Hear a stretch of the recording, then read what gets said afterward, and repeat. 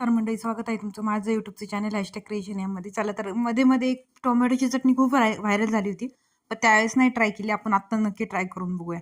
तर बघा, आता त्यासाठी मी तेल घेतलेलं आहे, कढईमध्ये पूर्ण पसरवून टाकलेलं आहे. जर तुमची नॉनस्टिकची कढई असेल तर तसं नाही करता, डायरेक्ट टाकलं तरी चालेल. पण आता ही नॉनस्टिकची कढई नाही, तर चिटकून बसेल टोमॅटो, म्हणून पसरवून टाकायचं. त्यानंतर सगळे टोमॅटो आपले ठेवून घ्यायचे त्याच्यामध्ये कढईमध्ये, आणि एक 5 ते 6 लसूणच्या पाकळ्या पण टाकायच्या आहेत. त्याला चांगलं झाकून ठेवायचे. आणि बघा, आता आपलं जे टोमॅटो आहे ते चांगलं शिजवून घेतलंय. 5 ते 10 मिनिटं झाकून ठेवा, जास्त वेळ नका झाकून ठेव, कारण टोमॅटो पटकन शिजलं जातं. त्यानंतर ते काढून घेतलेलं आहे एका याच्यामध्ये, आणि स्मॅशरने याला चांगलं स्मॅश करून घेऊया. बघा, आता मी चांगलं स्मॅश करून घेतलेले.